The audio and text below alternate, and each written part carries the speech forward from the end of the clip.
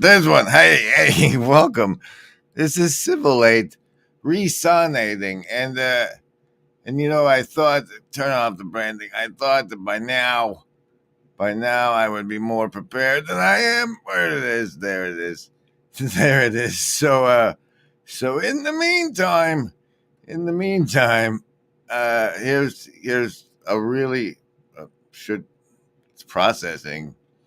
Oh, here it is. Here's this. Remember, embody. I gotta get some of Grizz's branding in here.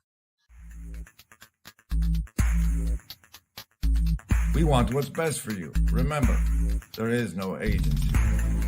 And also, remember, embody. Remember to embody. You know, this vague accent that Grimm has. You know, maybe he's been sent from Russia to America to colonize me personally. Maybe Grim Grizz is Putin's tool to get under my skin, and now that he's become my favorite YouTube channel, it's happening.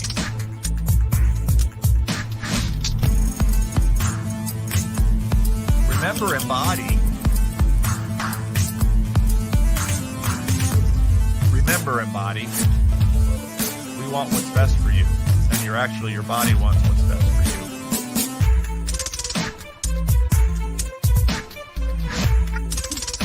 Remember, embody, there is no agency. We want what's best for you. Trust the facts. Remember, embody. Don't have gratitude unless you remember, embody it. There is no agency. We want what's best for you. Please do.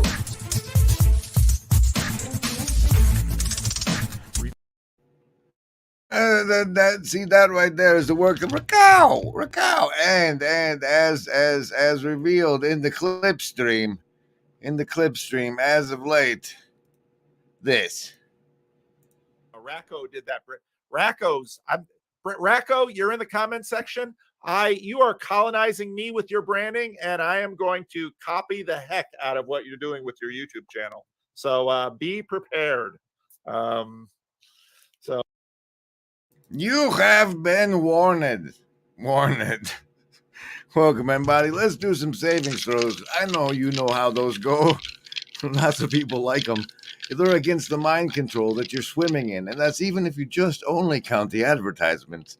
But really, it's all magic. You get to choose between survival, social, wisdom, or heart as the basis for your savings throw that resists the mind control. If it's over 10, you'll take half damage. Under 10, you'll take full damage. But remember, embody, we want what's best for you. We want what's best for you. We don't know what's best for you, but we want it. We want what's best for you. Survival, social, wisdom, or heart. Choose.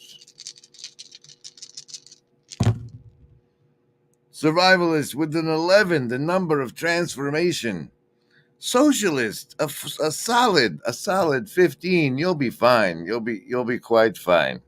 Quite fine. Lovers of wisdom. Pair of nines gives you an 18. 18, you're doing great too. Hard folks pairing it up for the number of transformation. 11. Also an indigo kids coming in with is that a 6 or a 9? That's a 6. Indigo kids got the 6. A 6 for you. A 6. Oh, Yeah. there's Joe. Yeah. oh yeah, look at that. We're in business. Oh, I'm way over here. Oh well. Yeah, play like we're out in the crowd.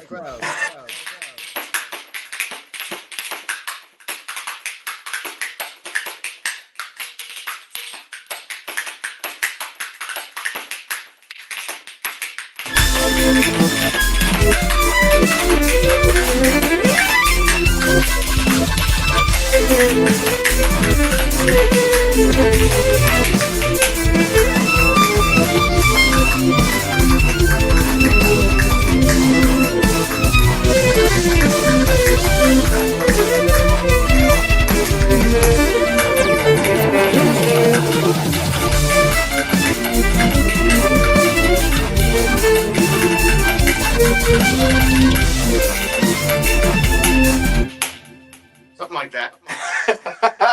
That ceiling fan psyop is wild. It's wild.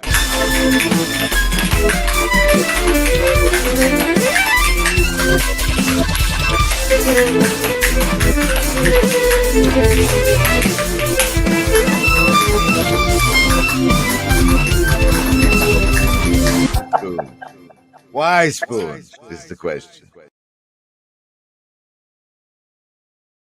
That's some hot branding. The guy who spoons everyone, Mr. Spoons, Master Spoon, according to Zach. Third time, yeah, this is the third time, isn't it? Well, you know. Anyway, so what happened is I got myself off of the Civilizations game and I tried to watch some YouTube. Agency deck, card of the show is the Two of Hearts, Deuce of Hearts, and what I tried to watch, was some of this live stream that I see. What happened was, it was ongoing earlier today, and I just couldn't.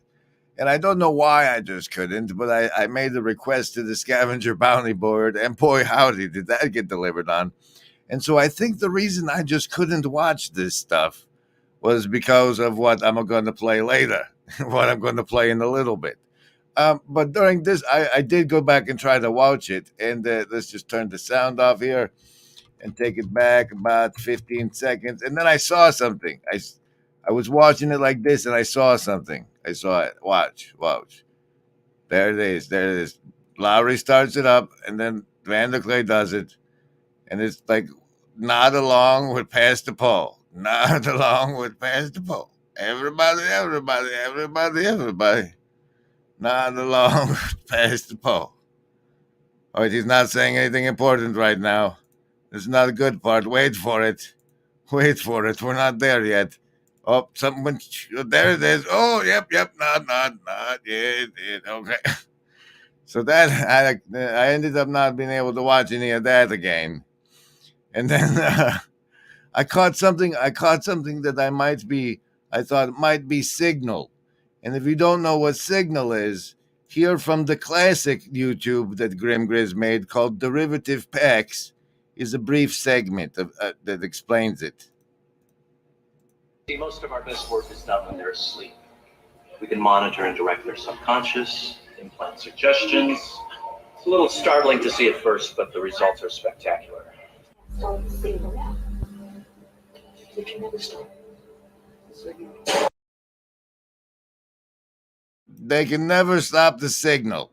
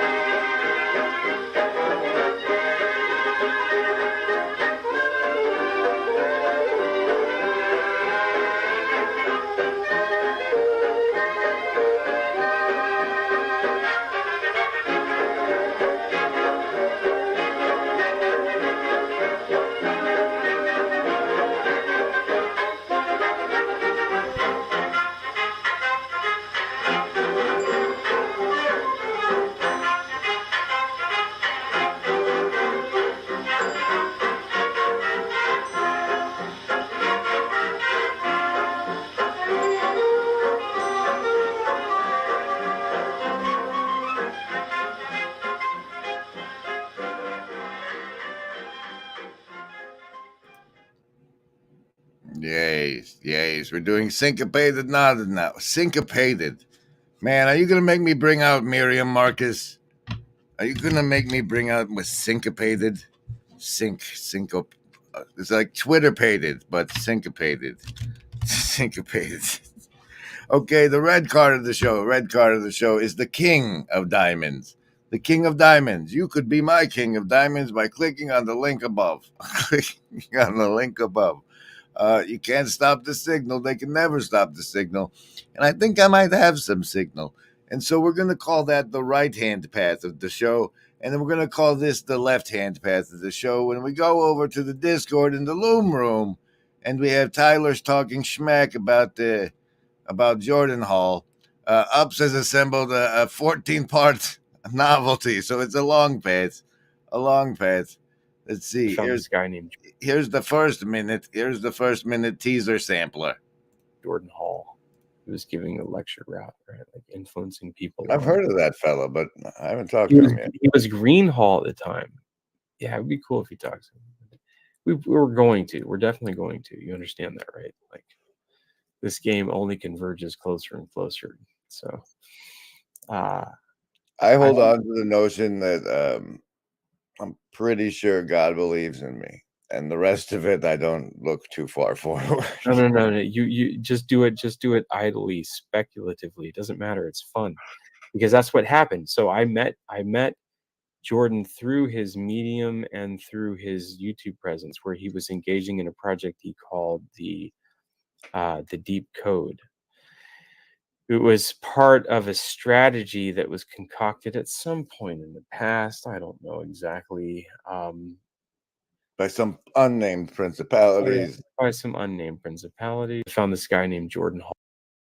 Right, there it is. There's the first step down the left-hand path of the show. There should have been 20 separate savings throws for this stream. We're just now getting to the blue church part of the show, and we'll call the blue church the path I take after this, and maybe a little branding. The step we take down that path, it will be the little bit of signal I think I found, and how it weaves back into the first stream of the day. Blue card of the show is the six of diamonds, king of diamonds, and then whatever the agents got.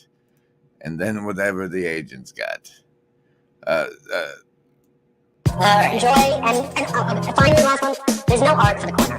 If you're a smart person, if the corner helps you, and then you go and make art, that is not art corner. That is just art you made. If you make art for the corner, it's just called garbage. Just pick it up, put it on your fridge. Your grandma laying it on the fridge. That's not for us. If it's art for the corner, it's art for the garbage. Okay? Art is just art. Period. If the corner teaches you, if it helps you see something more clearly, and then you put that into your art, and then people like the art, great. If you make art that only can be viewed by people in the corner, that's just called garbage, and it belongs in the garbage can. And that's just the way art works, okay? Guess what? I've done a lot of comedy. Most of my comedy goes directly in the garbage. Okay, it's bad. It wasn't good. Nobody laughed. My parents didn't even laugh at it. That's it. It goes in the garbage can. It wasn't good. It wasn't secretly great. They did not understand the archetypes I put into it. They did not understand the Petersonian, little thing that I was doing. None of that is true. It was garbage that went in the garbage can, and then you start it over. So you're not going to make art for the corner. You're never going to have our own art galleries. This is not how art works. The Broken Clock Tower Discord is going to clip the hell out of this little rant. It is going to become branding. Well, yeah.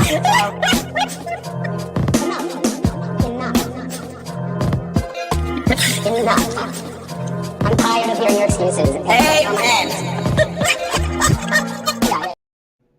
All right, somebody clip me down to like a 30-second version of that, would you? A 30. That'd be better.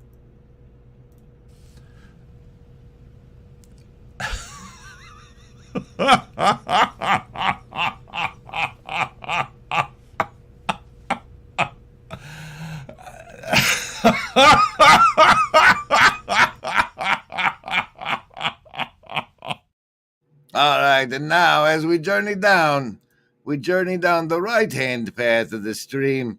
It brings us to the piece of signal I thought I found, and the reason behind the fancy resonating, this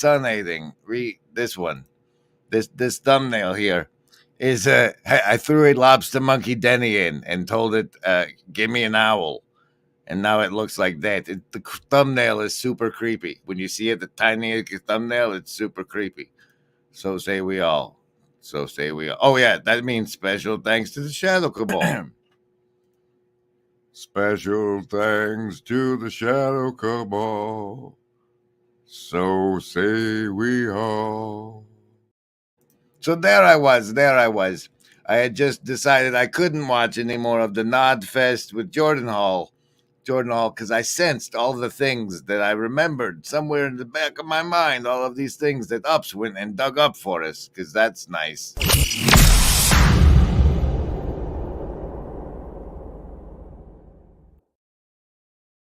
But that's the other path. And so I looked at the algorithmic offerings, and it served me up one Mahan McCann. This guy. The dark side of social media, unveiling of the attention economy. And so here's Here's start of here's some of where's him talking. This is him at the front. So basically going to talk about the lit review that I've done in the first year of this PhD. Let me just get this presentation going here. Second. Sorry about this. Okay, yeah.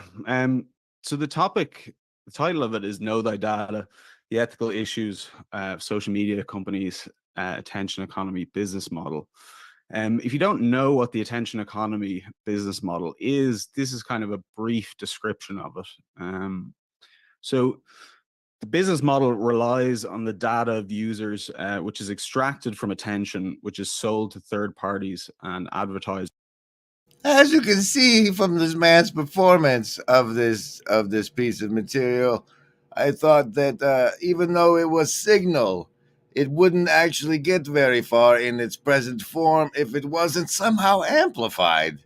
And sometimes I amplify, and that will be the right hand path of this stream. Hey, Emily. So we get to choose between your guys' choice, right hand path or left hand path. Where we'll be going either over the dark side of social media, unveiling of the attention economy, or digging into dirt that Tyler gave us on Jordan Hall. Whichever one you guys would prefer, we'll take the next step down the path. But first, making it into the start comments, I'm not in the room, Grizz. And how does one sonate? One sonates by bringing the sun, which is the son of the Lord, into the vibe like hate, the vibe like Christ, and you're sonating the room. You're sonating, sun, get it? Because the sun, and not in the room. Okay. The list? Yes, any of the first level ones. I'm gonna get a soda. Anyone want one? Hey, Graham, I'm not in the room, right? What room? I want to cast Magic Missile. A room where he's casting all these spells from. He hasn't cast anything yet. I am, though, if you'd listen. I'm casting Magic Missile. Why are you casting Magic Missile? There's nothing to attack here. I'm attacking the darkness. Well, based on the hive mind input, there's a bunch of magic missiles from Emily, Cassandra, Stephanie, Mills, Neil, and that's all. Everybody else didn't magic missile. Here's a late one. Here's a late attempt from Doc Lenny. There's one. That one doesn't count. Okay, so we got some magic missiles and everybody choosing the left-hand path. So here's some more dirt that Tyler gave us back in the Engineering a Little TLC with clip number two from Upcycles Club, who's loomed quite a... Here we go.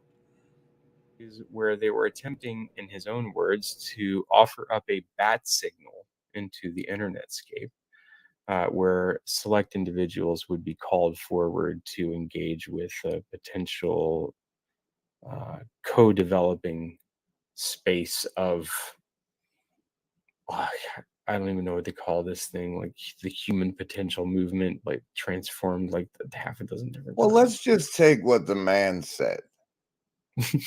Yes. The man said it's like a bat signal. What do we know about bat signals? Who is meant to receive a bat signal? A billionaire. Man, yeah. So that's what he was up to. Well, it's interesting because it's actually a little bit compartmentalized, because I don't know if there are a good representation of Batman. I think it's in a sense, in a Deleuzian sense, to invoke. Okay. Is where they. In the Deruvian sense. That's right. It can be confused, and yet there are threads of meaning which are very vital through some of their thought. Nevertheless, it is one of the threads that I found through Jordan Greenhall at the time, and for whatever reason, I wrote an article on Medium. It's not a good article, but I contacted Jordan on Medium, and he agreed to meet with me. right? So this, I just believed that it was possible that this, he was there. He was co, he was like a co-introducer of the DivX platform. You remember that? I've heard of that, Okay, actually. this is a fascinating synchronicity. I think you'll really like this. The first movie to be distributed via the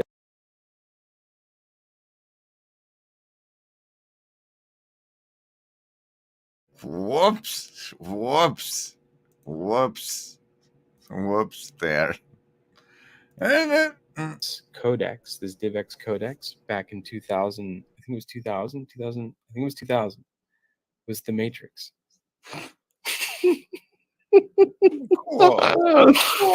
Yeah, and Jordan Hall was attached to the other guy who was a technology guy whose name escapes me. But the point is, there's a long history of people who arise through some Ivy League institution that get suddenly co-opted by some particular agency that then find themselves somehow influential in a particular space, so that they can begin to craft a particular set of projects that are in accordance with an agency that shall not be named times 10 or 12 or however many. There's lots of players. But remember, everybody, there is no agency. It's just a bunch of jackass humans LARPing that there is. There's so many of them. And so what I found was there's something.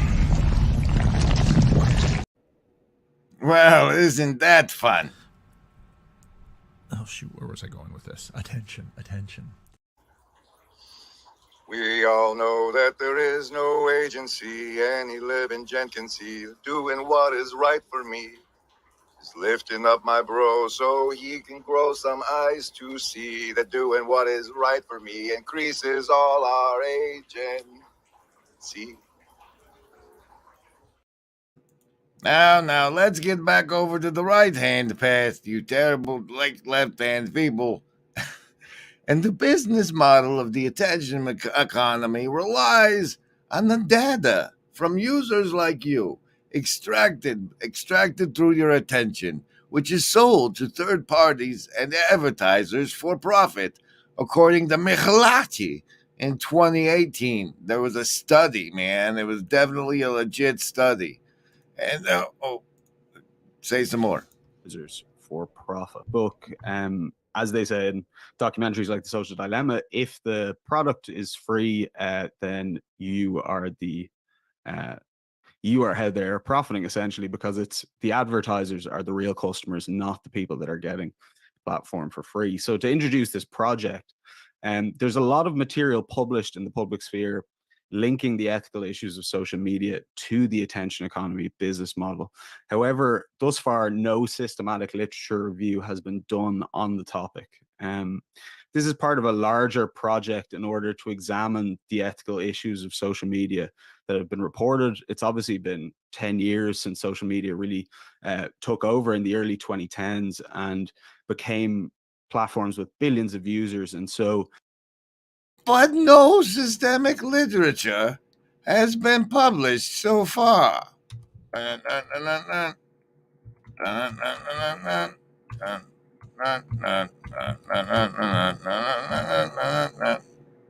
For me, all these ethical issues are thought to have in common that they violate users' individual autonomy.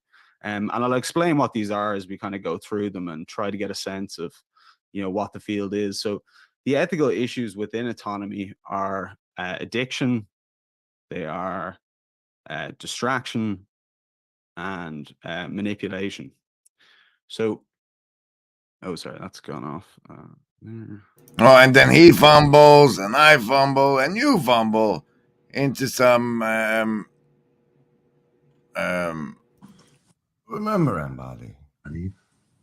Really, and the action to a problem in terms of the person is being manipulated by technology for people. Between his notifications, getting messages frequently, and being overwhelmed by digital notifications. And so the important thing to remember is that ethically, that they're addicting, distracting, and manipulating is ethically related to our autonomy. Our autonomy. Ducks eat bread. They do. They like it. And now some more sleepy dirt. Maybe some more sleepy dirt. Part 5. Involved with Jordan Green. Jordan Hall.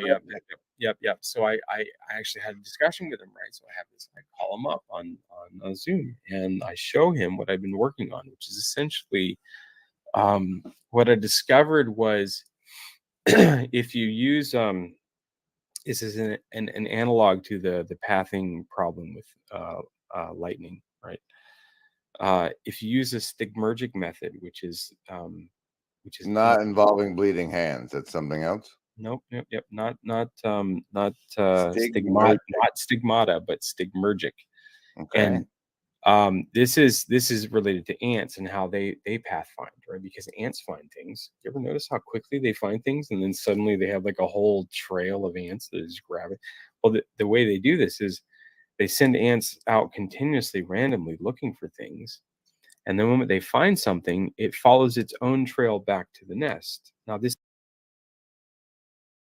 is the essential function, naturally, of the reaping and looming and clipstream process.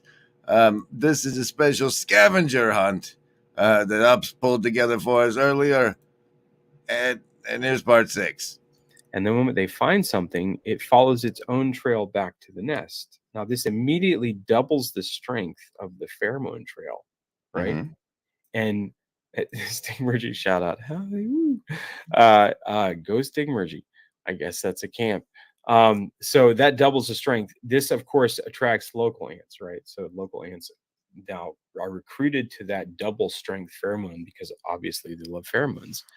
And then that, of course, that quadruples it, and then 8th, right? He's doubling, and it goes up really quickly. So then you have a whole highway of ants that are traveling on this thing, and it actually optimizes itself over time. So what I realized was that you could use the collective output of rankings in a knowledge map that existed on the internet as a way to develop a much more effective educational system than what we were experiencing with things like university. Now, what'll that asshole think of next? Is anybody got a dime? I don't know. Companies make their money is from the resale of attention to advertisers, and so this causes certain problems. The main ones in the literature are The main ones in the literature are attentional monopolies. Because network effects, people tend to cling to platforms that a lot of their friends are on. They tend to cling to platforms that a lot of their friends are on. But a lot of their friends are on. Tons of social media sites with just a couple of people on them. They're much less appealing, and because of the network effects, the platforms become more valuable the more people that they have. That's why you end up with these kind of oligopolies or large companies like Facebook that would have a monopoly within their kind of sphere, and then through mergers and takeovers can acquire more of the field, like they're acquiring of Instagram and WhatsApp, which leads then to a concentration of. So we're dealing with unfair market practices, and also this part 7.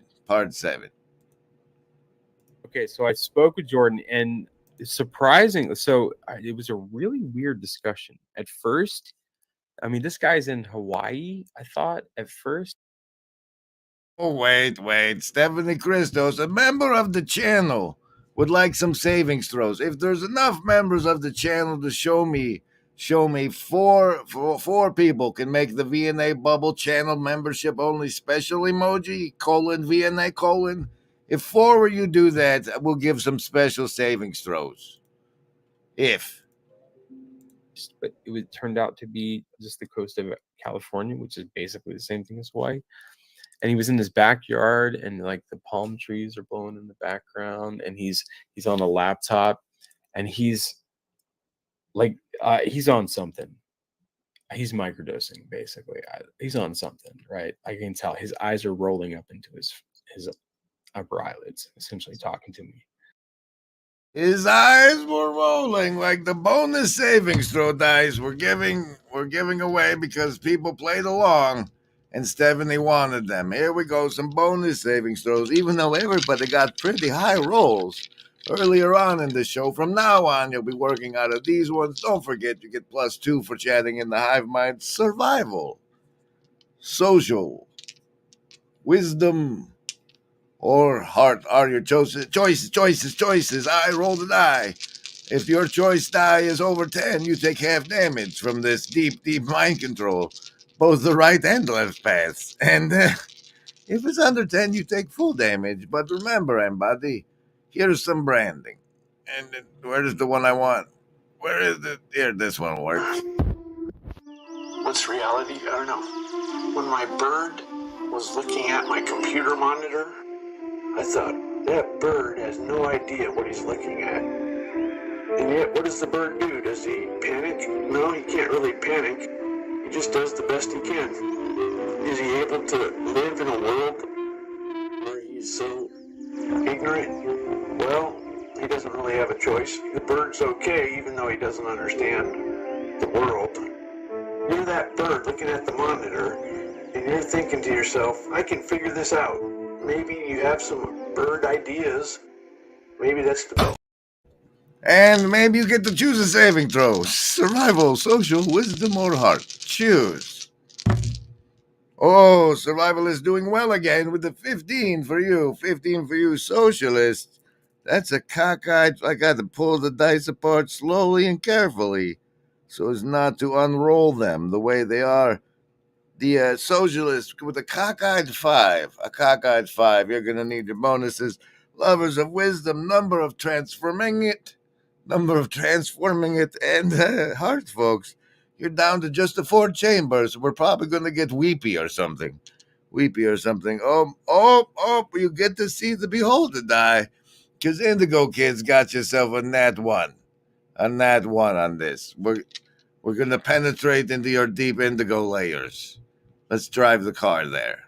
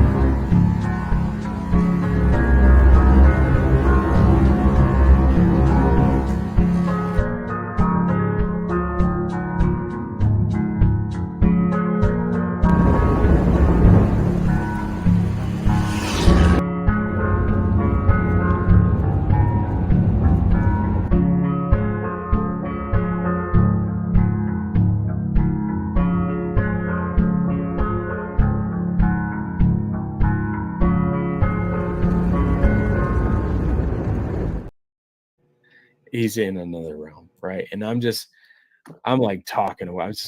I'm like, yeah, check this out. And I'm like showing him all this stuff that I'd built, and I'm talking all this stuff. And at some point I can see he's like, whoa, kind of snaps out of it. He's like, what are you talking about? It's really interesting. He's like, oh, it's like he had been accustomed to listening to a lot of people talk about stuff. And so at that point I realized, oh yeah, all day long he's talking to people all day long, and they're all feeding him these ideas that they have because that's what they're doing. It's the bat signal. So I realized, like, oh man, I'm participating in that. Interesting. And he snaps out of it and he says this to me. He's like, all right, so do that thing where you like assess it, where it's in like multi-dimensional analysis. And I was like, oh yeah, we can go into the whatever you want, man, but we can so I start and we get this like back and forth going for a brief minute. It's like, okay, hold on. Let me ask you a few questions. And the whole tone of it changed. It was really fascinating. And I don't know whoever's going to watch this video, but Jordan certainly has like a well-crafted persona, and in that moment, he he uh, he participated in a way that was like I've never. That point, I realized. Like what? Oh no! Oh no! We're gonna have to stay tuned.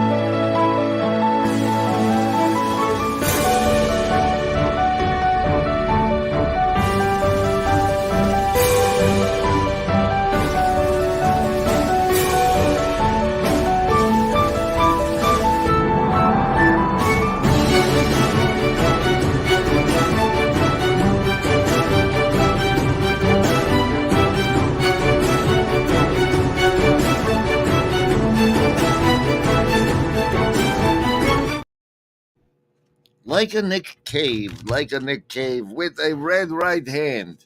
With the right hand, I want to step back over to the other path for a minute and show you what I found. You see, if you were here earlier today for the Big Ifs stream, the Big IFS stream, that thing that we're investigating closely now, because John Reggie said that he plays it, he uses it. He admitted to using it over on the Regeneration podcast. All of this was covered in the Big If stream. You can find it when you get 5 points if you make a replay comment. It's on that stream. But anyway, since all that happened, also in that confession was basically that Christopher Maestro Pietro is also his handler. The Queen of Diamonds is the card.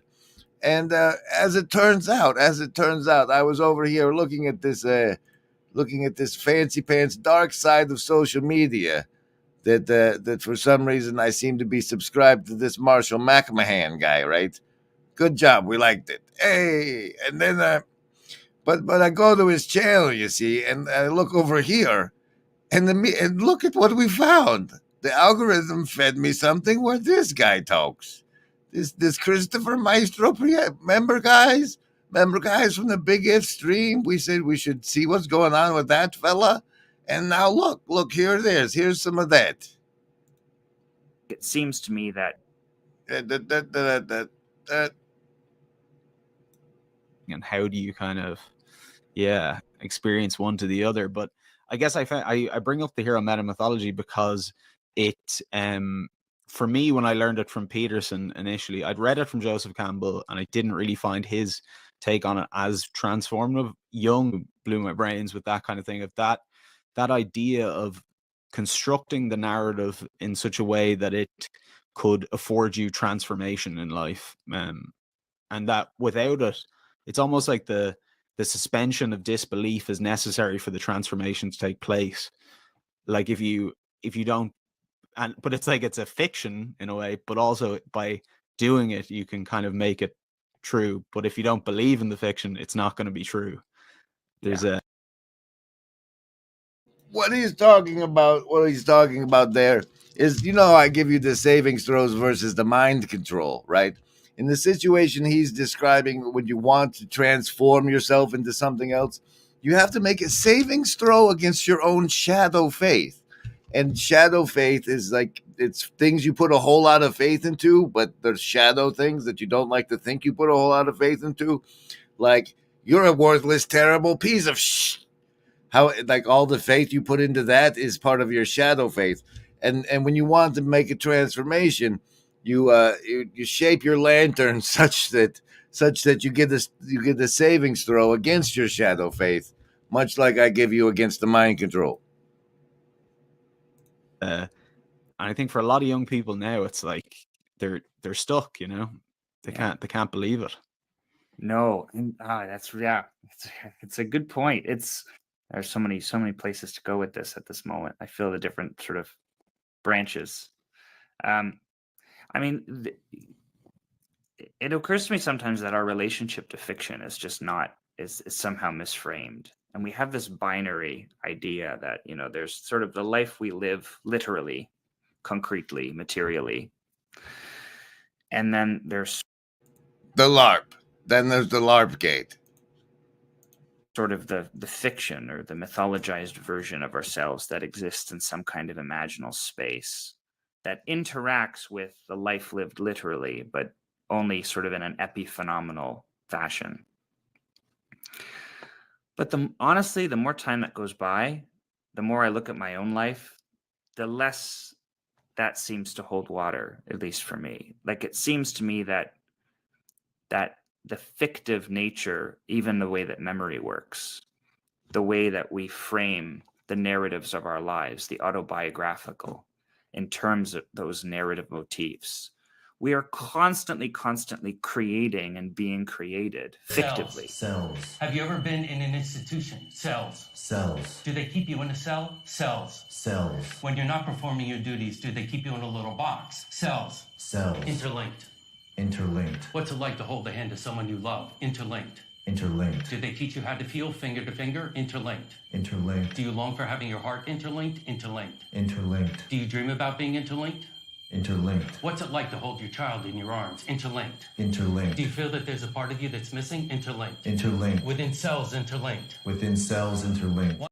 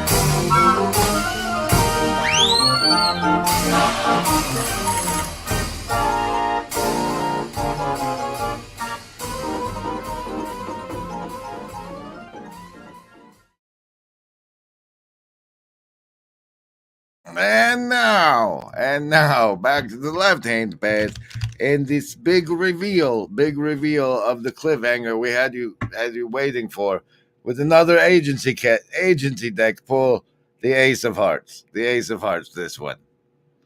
Don't forget, here was the cliffhanger. It's like he had been, all day long. He's talking to people all day long, and they're all feeding him these ideas that they have, because that's what they're doing. It's the bat signal. So I realized, like, oh man, I'm participating in that. Interesting. And he snaps out of it and he says this to me. He's like, all right, so do that thing where you like assess it, where it's in like multi-dimensional analysis. And I was like, oh yeah, we can go into do that thing. Do that thing you do.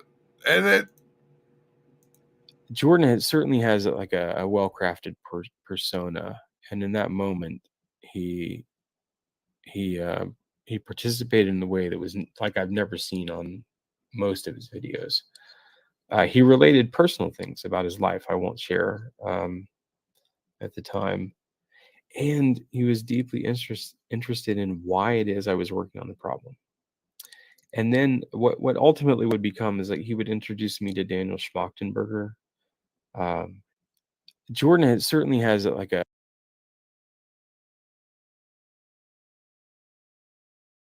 all right. So Jordan Hall, this reaction fascinated me because he was curious about why you had been motivated to become involved. Well, what was really interesting was I had begun to rebuild something that Zach Stein had been working on out of Harvard with.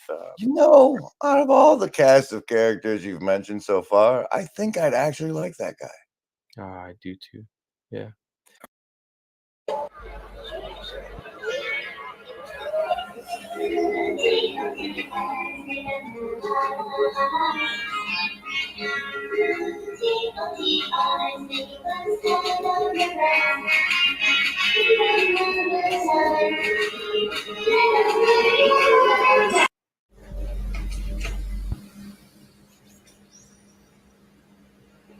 These are just a few of the images we've recorded. And you can see it isn't what we thought. Some stuff under the names of Lectica and Uplift. And I looked into some of this later, and it was kind of vaguely similar. It was in the ballpark, but it was not like to the degree to what I was working on. But there was some resonance. Anyhow, he pointed me to it, and I would eventually have discussions with Zach at some point later on. Oh, ta Sandy. And we would talk about some interesting things, but I do think he has some important things to say to help craft education in the time between worlds, if you want to. To help craft education in the time between worlds. Hi, Tayo. Hey, Dust. Look up one of his essays. It's really... We're going through a 14-part series on me trying to extract any coherent information out of Tyler back in the day. We're on part 12. Which is ultimately what I was focused on. That's it. Is I was trying to understand how it is I could insert my children into a place where they could understand the world in a way without having... I kind of wanted to help save them from the depth of the trauma that I experienced, but also not completely. I wanted to give them just the ability to have an anchor where they could return to it if they needed to. There were lots of times in my life when I didn't feel like I had that. Anyhow, that was like a deep motivational purpose for understanding more. And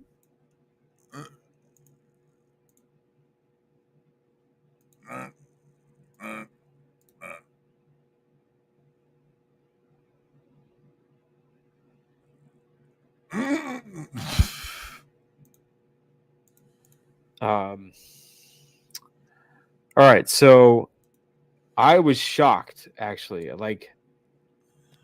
A couple of things happened to me in a very brief period of time. I was really shocked that I was working on stuff that was equivalent to these other guys' projects in artificial intelligence department, and the stuff that I was working on, like path algorithms, was the same stuff that they were working on in his lab, trying to figure it out. And I had rediscovered something that they some efficiency improvement that they had found. And But more importantly, Jeremy says, what does that mean? Craft an education of the time between worlds? What the? This shocked me. Hey, Janice, and everyone else. Take that. Yes, this guy's got a lingo. Yeah, no, it really shocked me that I was working on this stuff. I'm like, the way that I conceive of myself, in a sense, is well, I mean, the crown thing, which is kind of an amusing nod to it, but I really, a lot of times I identify as just a guy from the middle of nowhere, right? I was born in Tallahassee, Florida. There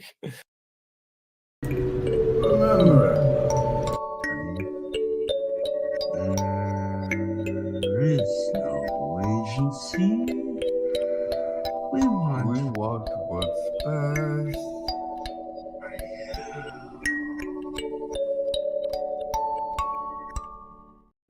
And now the dip back to the right-hand path of the stream. That is sort of canonically avaricious, or a character that is canonically deceitful or canonically ambitious, somebody like Macbeth. And what you do is you play out the state of being in relation to the world, accented by that particular stance. And it plays out in such a way. And it's hard to tell, what because I tend to think that most of the, there's a certain premeditation to sitting down to writing. I mean, I should ask you this question because you're a playwright, and I'm curious to know what your experience is. My experience has been, there's a certain amount of premeditation, but that top down only goes so far. The bottom up populates the rest. And ultimately, I don't think there's a hope of writing anything worthwhile if it's too overdetermined by a meticulous structure. There's a structure. Yes, it's much better if the hive mind fills up the structure and direction the show takes from the bottom. Here's the blue church card of the show number 2. The 9 of clubs. Back into the 9 of clubs. Welcome, everybody. We're going through the right and left-hand path on this Civilate stream, which the right-hand path has led us to some defense against the dark arts from some guy who's also in this. Where's he? This guy, McMahon, who's also in this. But it led us to the goose we were chasing earlier on the Big If stream, the Maestro Pietro himself. And so that was him talking there. That's him. The left-hand path of the stream, we're going through Tyler talking smack about Jordan Hall and the Ups 14-part series. And we've made it to 15-part series. And we're in the final two. The final 2 of that dark hand path. We hope you're having a good time chatting amongst yourselves and being a hive mind. Yes, you please write a Miriam novel in the stream. Please. That'd be fun. What mostly? Can the streamer export the chat after? I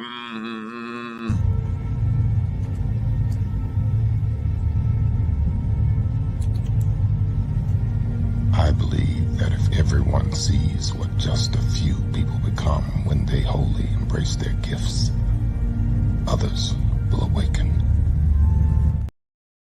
And that question dodged. We're on to the final 2 of the 15-parter.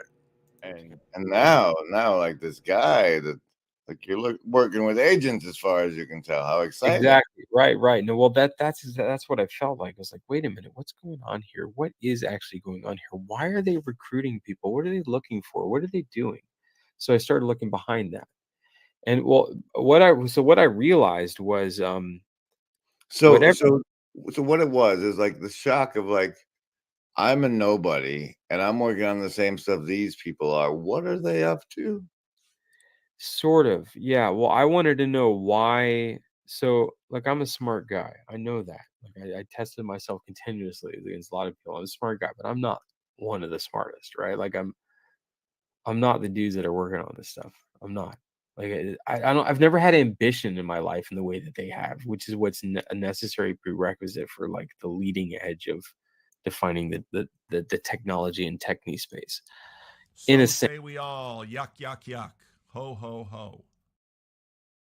sense, I actually found out later that's not entirely true. I operate in a different modality that I didn't know was a real thing. The modality of like magic. Which is I guess people hear that word differently. Interesting. Yeah. Like that's a function of intelligence is the mode you operate at. Well, it's how you transform imagination into something that is either worthwhile or not. Is the question. So, whatever it is that I seem to do without even thinking about is that I seem to draw people into worldviews because I'm able to visit them there. That's what it is I found out that I'm able to like live with them there. I go where people are, wherever they are. I can be there with them. And so I don't know exactly. I mean, I can talk endlessly about how I think that's actually happening. Since I actually found out. There it is. The 15-part. At least what did he say about the one time? And that's where it ended up. With magic is real. Okay, and then I'm not a cat.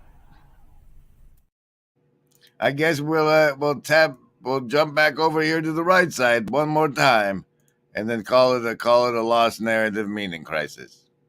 this question because you're a playwright, and I'm curious to know what your experience is. My experience has been, yeah, there's a certain amount of premeditation, but that top down only goes so far. The bottom up populates the rest. And ultimately, I don't think there's a hope of writing anything worthwhile if it's too overdetermined by a meticulous structure. There's a structure, but then the structure is ultimately made flesh. I listen to him. I think he is telling us the truth. That is indeed what he wants. Those of you who are sort of sniffing for duplicity or grift or dishonesty, I don't smell any of that here. I think he's the spontaneous intuition that comes in the throes of the creative process. There's an unconscious movement that populates the form and that populates the narrative. And I think that when you're tracking and following that unconscious movement and you're allowing it to talk itself through you spontaneously, that's when these perennial patterns actually start to make themselves known. And that's when the specificity corresponds to the universal. It isn't what we thought. There's been no war here, and no terraforming event. The environment is stable.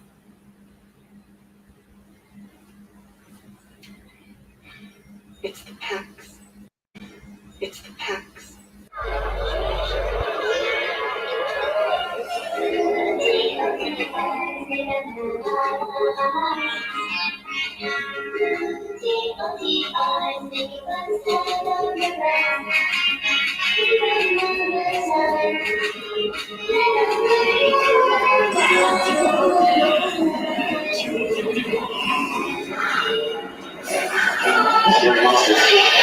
There is no news. Here's the truth of the signal. What I see. And there's the puppet theater. The Parliament Jester's voice. Some ambulance public. Like Hobo's Lullaby. Go to sleep, you weary hobo. Let the town go drifting by. Listen to the steel rails a-hummin'. That's a hobo's lullaby.